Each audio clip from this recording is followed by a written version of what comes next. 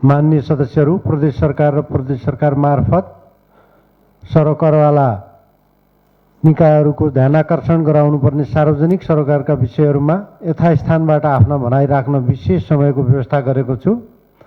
सर्वप्रथम माननीय श्री जीवनबहादुर साई, माननीय सदस्य रोस्टम प्रयोग गर्न सक्नुहुन्छ। सम्माननीय सभामुख महोदय, सर्वप्रथम कोरोनाबाट प्राण गुमाउनुहुने हाम्रै प्रदेशका दैलेखका दुल्लो नपाका व्यक्तिप्रति म हार्दिक श्रद्धाञ्जली व्यक्त गर्न चाहन्छु। यो एकदम भयावह अवस्था आइरहेको छ। यसै सन्दर्भमा मैले यो बोल्नु आज अपरिहार्य हो भन्ने मलाई लागेर र यहाँ प्रदेश प्रमुख, सरकार प्रमुख पनि यहाँ हुनुभएको हुनाले आज यो भयावह अवस्था आइरहेको छ। हामी अझै पनि निन्द्रामा झुलिरहेको जस्तो अवस्थामा देखियौँ, जसले गर्दाखेरि जुन हामीले हिजो हौवा फैलायौँ कर्णाली प्रदेशको सम्बन्धमा, आज यत्रो मान्छेहरू र अब कतिजना मान्छेहरू हुन्छन् भन्ने हामीलाई कुनै साध्य छैन। र यो प्रदेश सरकारलाई कोरोना नियन्त्रण अथवा कोरोना मुक्त प्रदेश बनाउन पर्याप्त समय थियो, नभएको होइन। सरकारलाई कोरोना नियन्त्रणका लागि क्वारेन्टाइन व्यवस्थापन गर्न, स्वास्थ्य परीक्षण किट व्यवस्थापन गर्न, स्वास्थ्य सामग्री व्यवस्थापन आदि महत्त्वपूर्ण कार्य गर्न विभिन्न समयमा सरकारलाई हामीले पनि सुझाव दिएकै हो। प्रतिपक्ष दलको हैसियतमा सरकारलाई कस्तो सहयोग चाहिने हो, हामीले गर्न सक्नेमा हामी तयार छौँ भनी पनि भनेकै हो। तर सरकारमा त्यो कुरा कुनै चासो रहने अवस्था पनि रहेन। प्रतिबद्धता जाहेर गरेकै र काम गर्ने पनि हामीले केले रोक्यो त्यो पनि हामी भन्न सक्दैनौँ। अनि हाम्रो सरकार कर्णाली प्रदेशलाई कोरोना मुक्त प्रदेश बनाउँछु भन्दै भाषणबाजीमा पनि सीमित रह्यो। 60 दिनसम्म देखिएन भन्दै कर्णाली प्रदेश ग्रिन जोनमा छ भने जनताहरूमा भ्रम छर्नमा सरकार पनि व्यस्त रह्यो र केन्द्रमा पनि बुझ्दाखेरि अरूको चिन्ता गर्नुहोस्, कर्णालीको चिन्ता गर्नु पर्दैन भन्ने कुरामा चाहिँ रह्यो।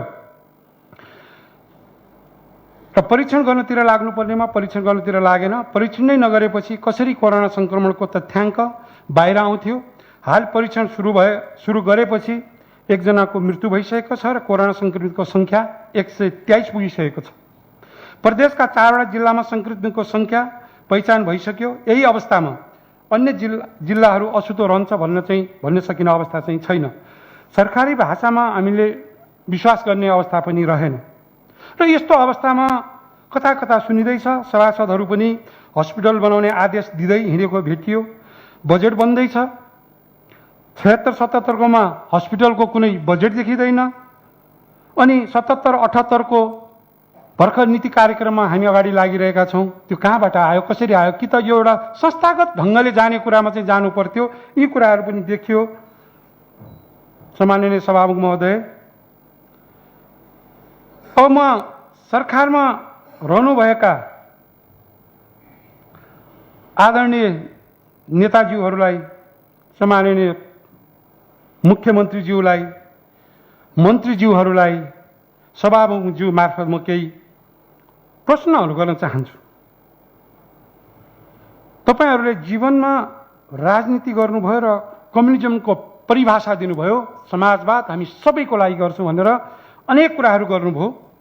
तर त्यो भित्र हप्तौँ दिन खाना नपाएका, भारतबाट फर्किएका विपन्न मजदुर वर्गहरू पर्छन् कि पर्दैनन् त्यो परिभाषाभित्र? महामारीको चटारमा बढिरहेको, गाउँमा मरिरहेकी सुत्केरीहरू र सुत्केरी आमा र तिनबाट जन्मिन नसकेका बच्चाहरू र दीर्घ रोगीहरू पर्छन् कि पर्दैनन्? यत्रो महामारी भएर देशै तथा प्रदेशै डुब्ने बेलामा पनि व्याप्त भ्रष्टाचार के यो प्रगतिशील समाजवादमा पर्छ कि? 3/4 सरकारले 25,000 जति विदेशका युवाहरूको उद्धार गर्न पनि सकेन भन्ने कुरा लाज मान्नुपर्ने हो कि होइन? सभामुख महोदय, सम्पूर्ण कर्णाली बासिन्दाको जिम्मेवारी लिई सकेपछि महामारीको आडमा तुच्छ राजनीति गरेर पैसा कमाउने, अर्को चुनाव कसरी जित्ने अनि यो विपत्तिलाई चाहिँ प्रयोग गर्ने र सरकारमा रहिरहनु पर्ने हो कि होइन? मेरो आजको प्रश्न हो सभामुख महोदय। तर मैले यहाँहरूलाई केवल प्रश्न मात्र मैले सोधिनँ र म केही सुझाव पनि दिन चाहन्छु सभामुख महोदय। यी प्रश्नहरूको उत्तर तपाईँहरूले ऐना अगाडि उभिनुहोला, आफ्नो चेहरालाई हेर्नुहोला र जवाफ आफूले नै खोज्नुहोला। अहिलेको महामारीको वैज्ञानिक सुझावहरू पनि लिएर हामीले बुझेसम्म सबै ठाउँबाट बुझेर मैले केही प्रयासहरू गरेको छु। हामी अस्ति सभामुख महोदय यस संसदका माननीय सांसद एमराल कलेडज्यूले हस्पिटलमा केही व्यवस्थापन गर्नुभएको रहेछ, यसलाई कसरी हामीले चाहिँ निराकरण गर्न सकिन्छ भन्ने कुरामा त्यसमा म पनि सहभागी हुने सौभाग्य पाएको थिएँ। त्यहाँ आयो विभिन्न सबै डक्टरहरूको छलफलबाट, बृहत्तर डक्टर र वैज्ञानिकहरूसँग छलफलपछि चाहिँ ती रायहरू उहाँहरूको लिएर म यहाँ उभिएको छु। हाम्रो सरकारका प्रमुख माननीय सम्माननीय मुख्यमन्त्रीज्यू र विभागीय मन्त्रीज्यू उहाँहरूको त के छ भने आफू नजिकका भाइ बहिनीहरूको कुरा मात्र सुनेर महामारी गर्दैन सभामुख महोदय। अध्ययन र वैज्ञानिकताका आधारमा मात्र यो महामारी कटाउन सकिन्छ भनेर म यहाँ आज यो उभिएको छु र यो विशेष समय लिएको छु सम्माननीय सभामुख महोदय। कोरोनाका 5वटा लक्षणहरूमध्ये यो सर्वव्यापी सिद्धान्त सबैले भनेको सिद्धान्तहरू हुन् सभामुख महोदय। अहिले हामी पहिलो चरणमा छौँ। यो चरणमा बाहिरबाट आएकाहरूमा मात्र सङ्क्रमण रहने हुँदा 25,000 देखि 50,000 बराबरको क्वारेन्टिन बनाउन पनि हामीले सकेनौँ। अनि सभामुख महोदय म सरकारलाई प्रश्न गर्न चाहन्छु, अब हामीलाई सरकारमा रहिरहने हामीलाई नैतिकताले कति कदर गर्छ? WHO को minimum standard protocol of quarantine management बारे चाहिँ यहाँहरू पूर्ण ज्ञात हुनुहुन्छ, ज्ञान छ र त्यस सम्बन्धमा त अब मैले त सभामुख महोदय सबैलाई डक्टर मुख्यमन्त्री, डक्टर स्वास्थ्य मन्त्री, डक्टर अर्थमन्त्री, डक्टर आन्तरिक मन्त्री, डक्टर कृषि मन्त्री भन्नु मात्रै बाँकी छ। यी भीषण भाषण गर्दै हिँड्नु भएको छ, तर यस अनुसार कार्य नभएकाले कुनै कुराहरू म टिपाउन चाहन्छु। सायद टिप्नुपर्ने विभागीय मन्त्री त देखिरहेको छैन, तर सिँगै सरकारको प्रमुख यहीँ हुनुभएकोले म अनुरोध गर्न चाहन्छु यी कुराहरू टिपिदिनु होला, गरिदिनु होला। अब छ यसलाई WHO को मिनिमम स्ट्यान्डर्ड प्रोटोकललाई हेर्दाखेरि के गर्ने त भन्दा 15 बेड बराबर एउटा शौचालय हुनुपर्ने, 2 मिटरको दूरीमा एक-एकवटा बेड राखिनुपर्ने, पोसिलो खाना र स्वास्थ्य कर्मीलाई PPE को व्यवस्था अनिवार्य रूपले गरिनुपर्ने हो। त्यो गरियोस् भनेर चाहिँ म सुझाव राख्न चाहन्छु सभामुख महोदय। यसरी व्यवस्थापकीय दृष्टिकोणले उत्कृष्ट क्वारेन्टाइनले नै रोगी र निरोगी बीच दूरी हुने र रोग फैलिनबाट जोगाउन सकिन्छ। सरकारको पूर्ण ध्यान यतातिर गएन, तुरुन्त जाओस् भनेर म सभामुख महोदय मार्फत यो भन्न चाहन्छु। अनि यो सडक पुगेका प्रत्येक जिल्लामा जहाँ जुन जिल्लामा सडक पुगेका छन् ती जिल्लाहरूमा कम्तीमा पनि सरकारले दुईवटा एम्बुलेन्सको व्यवस्था गर्नु पर्यो र ती नभएसम्म भोलिको दिनमा महामारी अझै वृद्धि भएर जानेछ। किनकि अस्ति देख्यौँ एम्बुलेन्स नभएको कारणले एउटाले ज्यान गुमाउनु पर्यो सभामुख महोदय। मान्छेको सेकेन्डमा ज्यान प्राणको कुराहरू हुन्छ, त्यो भएन। त्यसकारण ती ठाउँहरूमा दुईवटा एम्बुलेन्सको व्यवस्था गर्नु पर्यो भने जहाँ दुर्गम हिमाली जिल्लाहरू आज पनि मोटर बाटो नपुगेका र यही सुगमका जिल्लाहरू पनि भन्दैमा मोटर बाटो पुगेको छ भन्ने होइन, त्यस्ता जिल्लाहरूका लागि चाहिँ कम्तीमा पनि हेलिकप्टर चाहिँ स्ट्यान्ड बाई नगरेमा उद्धार गर्न सकिने छैन र दीर्घकालीन कठिनाई हुनेछन्। अनि भोलिका दिनमा हामी को कहाँ पर्छौँ कसैलाई थाहा हुने छैन सभामुख महोदय। कोरोना भन्दै गर्दा अर्कोतिर महिला र बालबालिकाको मृत्युदर बढेको छ सभामुख महोदय। अनि हामीले भन्ने गरेका छौँ बेला बेला खोइ त हेलिकप्टर कहाँ छन् भन्दा अनि त्यहाँ भन्ने गरिन्छ सभामुख महोदय मन्त्रीज्यूहरूको राजकीय भ्रमणमा छ भन्ने उत्तरहरू आउँछन्। यहाँहरूलाई थाहा छ 2 लाखको स्वास्थ्य सामग्री बोकेर 10 लाखको हेलिकप्टर सवारी नगरिदिनको लागि म सरकारलाई विनम्र अनुरोध गर्दछु। नक्कली काम र प्रचार प्रसार भन्दा पनि स्वास्थ्य कर्मी र स्वास्थ्य सामग्री ढुवानी गरौँ।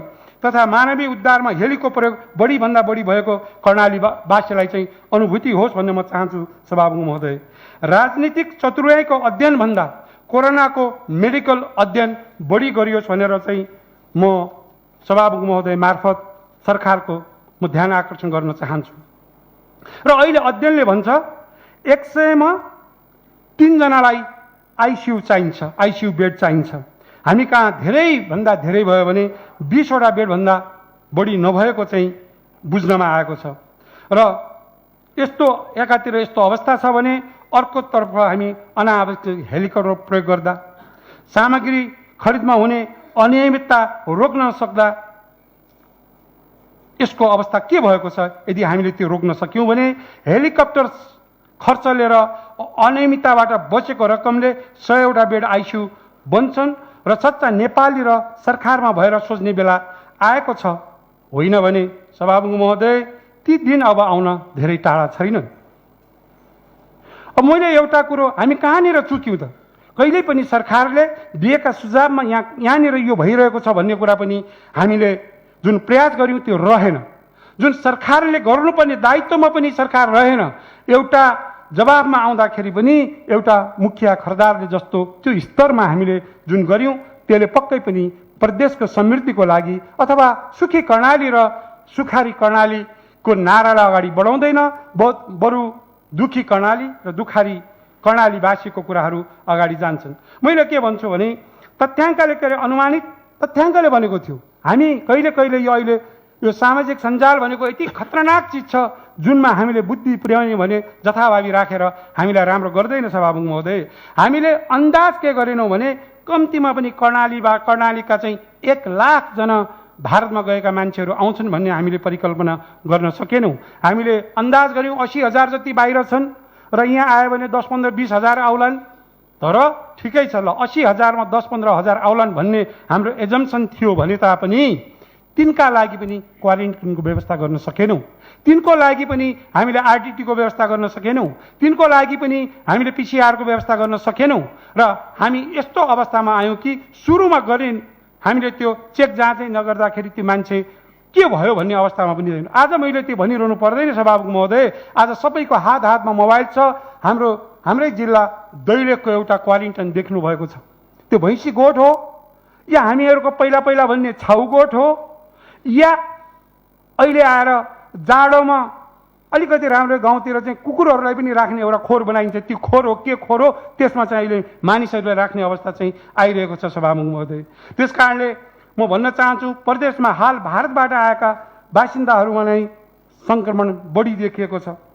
सिमानामा स्वास्थ्य परीक्षण र क्वारेन्टाइनको व्यवस्था नहुँदा र बिना चेक भित्र्याउँदा विभिन्न जिल्ला विशेष गरेर सुर्खेत, दैलेख, कालीकोट, सल्यान सायद हुनसक्छ कालीकोट मुख्यमन्त्रीज्यूको जिल्ला भएको हुनाले छुँदैन कि भन्ने सोचाइ थियो कि त्यसलाई पनि बाँकी राखेन। अब हुम्लामा स्वास्थ्य मन्त्री भएकोले नसला भन्ने हो भने त्यहाँ पनि छोड्नेवाला छैन, कसैलाई छोड्नेवाला छैन। त्यस कारणले हामीले त्यो बेला त्यो मान्छेहरू आएर गाउँमा चाहिँ सङ्क्रमितहरू पुगे। अब सिमानामा क्वारेन्टाइन र चेक जाँचको व्यवस्था गरौँ र यसभन्दा पहिला भित्रिएकाहरूलाई लगत सङ्कलन गरी र स्वास्थ्य परीक्षण गरौँ र अत्याधिक सङ्क्रमण देखिएका क्षेत्रलाई हामी सिल गरौँ। त्यो कुरामा अब हामी जानुपर्ने अवस्था आएको छ। हिजो त एकजनाको मृत्यु भयो, आज कतिको हुन्छ थाहा छैन, भोलि कतिको हुन्छ थाहा छैन, हामी कतिको हुने हो त्यो पनि थाहा छैन। हाम्रो पनि यहाँ स्थिति त्यस्तै खालको देखिरहेको छ सभामुख महोदय। र अनि अर्को कुरा सायद आज भन्नै पर्छ, हुनु त सङ्घीयताको विशेष महत्त्व राखेको यो प्रदेश सभा प्रदेश सरकार हो। हामीले बोल्दै गर्दा पनि भन्नुपर्ने भयो कि हामी यसका लागि लायक छौँ त। आज यदि स्थानीय तह नभइदिएको भए र केन्द्रीय सरकार नभइदिएको भए आज हाम्रो के हविगत हुन्थ्यो होला भन्ने मलाई लाग्छ सभामुख महोदय। त्यस कारणले स्थानीय तह सरकार निजी क्षेत्रसँगको सहकार्य प्रभावकारी हुन सकेन, हामीले प्रभावकारी गरेनौँ। यसले गर्दा कोरोना नियन्त्रणमा कठिनाइ उत्पन्न भयो र नागरिकहरूलाई विभिन्न स्थानबाट गाउँ पठाउने काम त भयो, तर स्थानीय सरकारहरूलाई हामीले कति दियौँ? एउटा सरकारलाई 15 लाख दियौँ, एउटालाई 20 दियौँ होला, धेरै बढी दियौँ भने हामीले 30 लाखभन्दा बढी दिएको चाहिँ मेरो चाहिँ नलेजमा चाहिँ छैन। र स्थानीय सरकारलाई क्वारेन्टाइन व्यवस्थामा समस्या उत्पन्न भएको छ। आज गोठ जस्ता ठाउँहरूमा मान्छेले राख्न थालेका छन्। परीक्षणको दायराहरू साँगुरो हुन पुगेका छन्। वास्तविक सङ्क्रमितको चाहिँ हामीले पहिचान गर्न सकेका छैनौँ। आज सुन्नमा आइसकेको छ, बाहिरबाट गएका श्रीमानलाई श्रीमतीले घरमा आउन नदिने, श्रीमतीलाई श्रीमानले घरमा आउन दिने, त्यो भयावह अवस्था चाहिँ यहाँ आइरहेको छ सभामुख महोदय। त्यसकारण अब जिम्मेदार बोधका साथ सङ्क्रमित स्थानहरूलाई सिल गरौँ, कन्ट्याक्ट ट्रेसिङ गरौँ, स्थानीय सरकारलाई बढीभन्दा बढी सहकार्य समन्वय गरौँ र जनसङ्ख्याका आधारमा अहिले यो विकास नभएको हुनाले मैले बारम्बार भन्ने गरेको छु सभामुख महोदय, विकासको बेला त्यो जिल्लाको खर्च, त्यो जिल्लाको चाहिँ जिल्ला दर अनुसार चाहिँ बजेट छुट्याइनुपर्छ र भूगोललाई पनि हेर्नुपर्छ। तर आज यो महामारीमा हामीले हेर्ने भनेको जनसङ्ख्यालाई आधार मान्नुपर्छ। त्यसकारण सरकारले कम्तीमा पनि 1 करोडदेखि 3 करोडको जनसङ्ख्याको आधारमा चाहिँ रकम पठाउने छुटाउने त्यो व्यवस्था चाहिँ हामीले गर्नु पर्यो भन्ने चाहिँ म अनुरोध गर्न चाहन्छु सभामुख महोदय। सरकार पर्याप्त मात्रामा चाहिँ मैले क्वालिटीको आरडिटी भनेको छु र आरटी-पीसीआर टेस्ट किटहरू ल्याउनु पर्यो। आइसोलेसन वार्डको व्यवस्थापनमा उदासीन देखिनु भएन र आजको अवस्थामा प्रदेश जुन उदासीन देखिएको कारणले नै आजको अवस्थामा प्रदेश पुगेको छ। यसमा ख्याल गरौँ, मनन गरौँ र पुनः गल्ती नदोर्याउँ भन्न चाहन्छु सभामुख महोदय। यो आरडिटी एउटा लेपो भन्ने चाहिँ कम्पनी छ भन्ने सुनेको छु र विभिन्न कम्पनीहरू छन् र व्यापारीहरूले आफ्नो सामान बिकाउनको लागि अनेक गरेका, तर लेपो भन्ने जुन अहिले हाम्रो प्रदेशमा पछिल्लो चोटि आएको छ त्यसले चाहिँ धेरै राम्रो गरेको छ भने सुन्नमा आएको छ। सत्य तथ्य के हो त्यसलाई हेरेर गर्नु पर्यो भन्ने चाहिँ म आग्रह गर्न चाहन्छु सभामुख महोदय। अनि अर्को कुरा, सुर्खेत हाम्रो राजधानी। अब सुर्खेत कोही सुर्खेतीको मात्र रहेन। सायद सुर्खेतका विभिन्न क्षेत्रबाट माननीयज्यूहरू निर्वाचित भएर आउनुभएको होला, तर यो प्रदेशको राजधानी भएको हुनाले कर्णाली प्रदेशले सबैले यो चाहिँ सुर्खेतलाई हामीले महत्त्व दिनुपर्छ भन्ने चाहिँ मेरो मान्यता र म हिजो पनि बोल्दै आइरहेको थिएँ र आज पनि म त्यही बोल्न चाहन्छु सभामुख महोदय। सुर्खेतको वीरेन्द्रनगरमा निर्माण भएका क्वारेन्टाइनहरू त्यति उपयोगिता हुन सकेन। बाहिरबाट आएका नागरिकहरूलाई गाउँमा पठाइयो। क्वारेन्टिनमा कोही पनि बस्न रुचाएनन्। जुन पाल हेर्दाखेरि यो टुरिज्ममा टेन्ट हाले जस्तो होइन सभामुख महोदय। त्यहाँका व्यवस्थापनका कमी कमजोरी भएका हुनाले यहाँ म त्योभन्दा अलि माथि बग्छु। हिजो पनि प्रहरीहरूले माइकिङ गर्दै थिए, तपाईँहरू शान्त भइदिनुहोस् भनेर चाहिँ त्यहाँ बोलिरहेका थिए, गरिरहेका थिए। तिनलाई व्यवस्थापन भएन भनेर कराइरहेका थिए। त्यो के खालको व्यवस्थापन हो त्यो चाहिँ सरकारले चाहिँ ध्यान दियोस् भन्न चाहन्छु सभामुख महोदय। दैलेख लगायतका जिल्लामा कोरोना पोजिटिभ भएकाहरूलाई आइसोलेसन वार्ड नभएका कारण गोठमा बसिरहेका छन्, जसमा सरकार अनभिज्ञ छ भन्ने मलाई लाग्दैन। त्यस्तो अवस्थामा पनि हाम्रो गरिबीको नाममा हामीले यी नराम्रा कामहरू गर्नु भएन भन्ने लाग्छ। र वीरेन्द्रनगरमा बनेको क्वारेन्टाइनमा राम्रो उपयोग नभएको र स्थानीय तहमा रहेका क्वारेन्टाइनमा पशु चौपाया हुले जस्तै गरी राखिएको, सङ्क्रमितलाई समेत अन्य व्यक्तिसँगै राखिए, जसले झन् प्रकोप वृद्धिमा चाहिँ सहयोग मिल्यो। कर्णालीमा बनाइएका क्वारेन्टाइनहरू कोरोना महामारी फैलाउने माध्यम बन्ने खतरा भएको छ महोदय। त्यसकारणले यसलाई पनि बेलैमा चाहिँ हामीले सरकारले सोचोस् भन्न म चाहन्छु। सुर्खेतमा भएको यो प्रयोगशाला म पनि त्यति विश्वसनीयता नदेखिएको जस्तो मलाई थाहा छैन। एउटाबाट गरेको पिसिआर फेरि अर्कोमा लानुपर्ने, अब बाहिर माहौल के छ भने यहाँको गरेको पिसिआरले ठिक रेकर्डले निकालेन भने नेपालगञ्जमा लानुपर्छ भन्ने कुराहरू चाहिँ उठिरहेका छन्। यदि त्यस्तो हुने हो भने त्यसले मान्छेलाई झन् भयावहको अवस्था चाहिँ सिर्जना गर्छ र त्यो टेस्टिङ किट उपलब्ध गराएको र टेस्टको गति कन्ट्याक्ट ट्रेसिङमा पनि कमजोरी रहेको भन्ने देखिन्छ। यदि त्यस्तो हो भने त्यसलाई तुरुन्त सुधार गर्नु पर्यो। अनि स्वास्थ्यकर्मी तथा चिकित्सकहरूलाई पर्याप्त मात्रामा पिपिई सेट चाहिँ उपलब्ध गर्न सकेनौँ। यसमा पनि सरकारले विशेष ध्यान पुर्याओस् भन्न म चाहन्छु सभामुख महोदय। बन्दाबन्दी र सामाजिक दूरी बढाउने निकायको उल्लङ्घनमा सरकार र हामी सभासद सांसदहरू नै अनुशासित भएनौँ अनि जनस्तरबाट पनि सरकारी सिको गर्ने काम भयो। यसले पनि कोरोना प्रकोपलाई बढावा दिने कार्यमा चाहिँ मलजल गरेकै छ।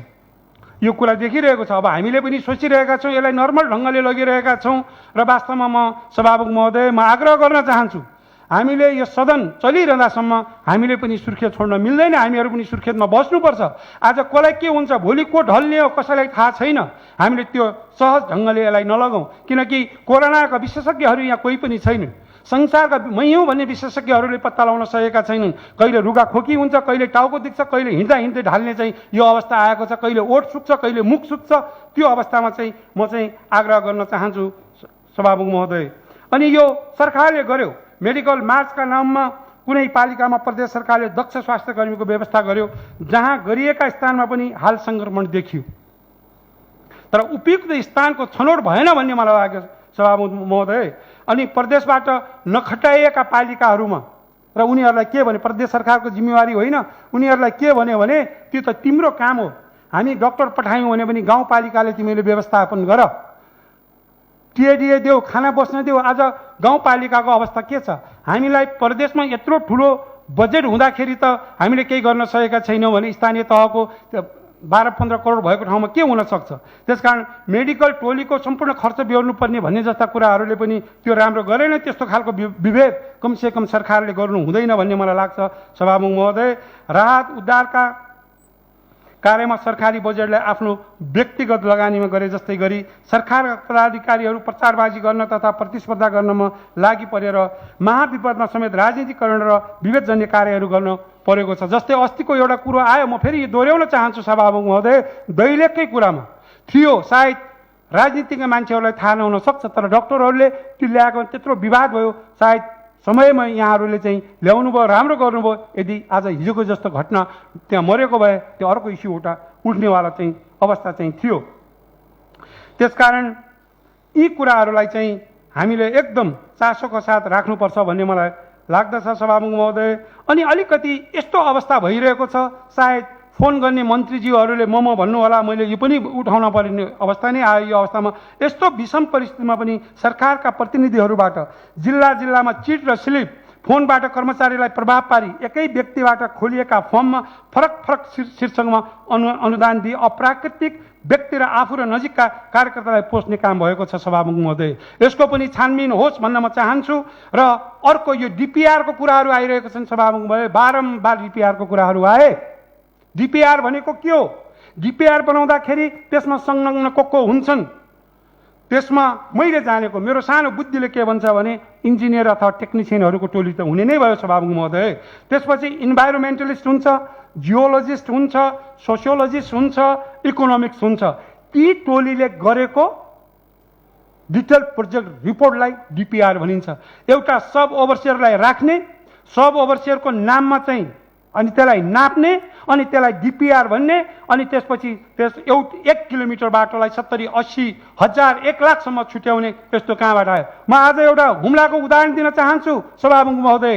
डिपिआर गरेको सडकको टेन्डर भयो, डिपिआर गरेर सडक टेन्डर भयो, टेन्डर भएपछि ठेकदारले काम गर्न सुरु गर्यो, काम गर्न सुरु गरिसकेपछि वनले रोक्यो। वनले के भन्यो भने मलाई जहाँसम्म लाग्छ 50 करोडभन्दा तलका डिपिआर चाहिँ त्यसमा चाहिँ इआइए हुँदैन, आइई हुन्छ। डिपिआरमा आइई भएको हुनु पर्थ्यो, रोक्यो वनले, किनभने आइई तिम्रो भएको छैन। आइई भएको छैन भने त्यसलाई डिपिआर कसरी मान्न सकिन्छ? त्यो कसरी डिपिआर भयो? र प्रदेशभरि नै सबै आइई भएका छन् कि छैनन्? एउटा रिसले र कसैले त्यो जनता सडक, माननीय सभामुख महोदय मार्फत म मुख्यमन्त्रीज्यूलाई भन्न चाहन्छु, त्यो तिब्बत जोड्ने बाटो त्यसलाई षड्यन्त्र गरियो, टेन्डर भयो, त्यो वनले चिठी लेखेर रोक्यो, अनि डिपिआरका नाममा लाखौँ रुपियाँ खर्च भयो। त्यतिले मात्र होइन माननीय सभामुख महोदय, म यो सिङ्गो सम्मानित संसदलाई भन्न चाहन्छु, रोकिसकेपछि काम रोक्नुपर्छ कि पर्दैन? तर फेरि अर्को पिसको पनि टेन्डर भयो। कारण के रहेछ भन्दाखेरि टेन्डर भयो, टेन्डर भएपछि त डिपिआरको पैसा पचाउन पाइने भयो नि। त्यस्तो मान्छेलाई सम्माननीय सभामुख महोदय मार्फत म मुख्यमन्त्रीज्यू र अहिले भौतिक पनि हेर्नुभएको मान्छेलाई म आग्रह गर्न चाहन्छु, त्यस्तो मान्छेलाई जागिरीबाट रिटायर भइसकेपछि कन्सल्टेन्सीका नाममा उसलाई माथिबाट पठाइएको छ र पैसा खाएर भाग्ने दौडमा भएको हुनाले म सदनमा यो सदनमा म रेकर्ड गर्न चाहन्छु, त्यस्ताहरूलाई कारबाही यदि त्यो कामहरू अगाडि बढेन भने, डिपिआरको पैसा असुल उपर भएन भने यो चाहिँ सरकार सिङ्गो त्यसमा संलग्न छ भन्ने कुराले हामीले अरू ठाउँ जानुपर्ने होला। तर हुनु त यो कुराहरू हेर्नुपर्ने हाम्रो सार्वजनिक लेखाले हो। त्यो सम्बन्धमा कुराहरू डिपिआरका कुराहरू धेरै भए। म भन्न चाहन्छु, म सार्वजनिक लेखालाई पनि भन्न चाहन्छु, तपाईँहरूलाई पनि अप्ठ्यारो परेको हो कि गर्न नचाहनु भएको हो कि अगाडि किन बढेन? जोसुकै पर्ला, बदमासी जसले गरेको होला, आफन्तहरूलाई लाएर राखेर चाहिँ डिपिआर बन्ने कुरोमा यो 50औं करोडको भ्रष्टाचार भएको छ। जो परे पनि पर्छ। यदि सार्वजनिक लेखाले यदि त्यसलाई अगाडि बढाउँदैन, त्यो टाइममा त्यसको चाहिँ आउँदैन। किन अख्तियारको पनि देखिसक्यो सभामुख महोदय, अख्तियारका कुराहरू पनि केही देखिए। यहाँबाट गएका कुराहरू आजसम्म कि त त्यो फाजुलीमा गयो भन्नु पर्यो, कि त त्यो चाहिँ भएको थिएन भन्नु पर्यो, त्यो पनि भएका छैनन्। सरकारले हामीले गरेका बारम्बार यो पुरानो सार्वजनिक लेखाले पनि गरेका कुराहरू सरकारले पनि त्यो कहिले पनि अगाडि बढाएन। यसको अर्थ त के हुन सक्छ भनेपछि यो सबैको मिलो मत चाहिँ यही मौकामा सबैले यी कुराहरू अगाडि बढाउने कुराहरू गइसकेपछि, त्यसकारण मेरो फेरि पनि जोरदार सार भन्न चाहन्छु, यी डिपिआरहरू सार्वजनिक लेखाले सम्माननीय सभामुख महोदयबाट रुलिङ हो। सार्वजनिक लेखाले कति दिनभित्र हो यसलाई चाहिँ बाहिर निकाल्नु पर्यो। कुन कुन जिल्लामा कति कतिवटा डिपिआर भए, त्यो डिपिआरमा को चाहिँ मान्छेहरू संलग्न छन्, त्यसमा को प्राविधिक छन्, को कुराहरूको चाहिँ यो आउनुपर्छ। होइन भने यो भयावह महामारीको छँदैछ, यो महामारीले खत्तम बनाउने छ। र अस्ति जुम्ला जाँदाखेरि भन्ने गरे ए बाबा यी मन्त्रीहरू चाहिँ दौडादौड गरेर हामीलाई काममा डिस्टर्ब गर्नुभन्दा त एकजना डक्टरले भन्यो अरे, भन्नुभन्दा त आफ्नो ठाउँमा गएर नीति बनाए हुन्थ्यो नि भन्ने कुरा एकजना डक्टरले भनेछ। अब सबै डक्टरले भन्ने अवस्था नआओस् र त्यसरी नै सबै जनताले भन्नेको अवस्था नआओस्। यही कुराहरू, यी सुझावलाई चाहिँ सरकारले मनन गर्नेछ, अगाडि बढ्नेछ र फेरि पनि गरेका मानिसहरूले भुल गर्न सक्छ, कमजोरी गर्न सक्छ। यदि सुधार्ने पक्षतिर सरकार जाओस्, त्यो सद्बुद्धि मिलोस् भन्ने शुभकामना व्यक्त गर्दै मलाई जुन बोल्ने मौका दिनुभयो त्यसको लागि हार्दिक धन्यवाद दिँदै बिदा हुन्छु। धन्यवाद। जय नेपाल।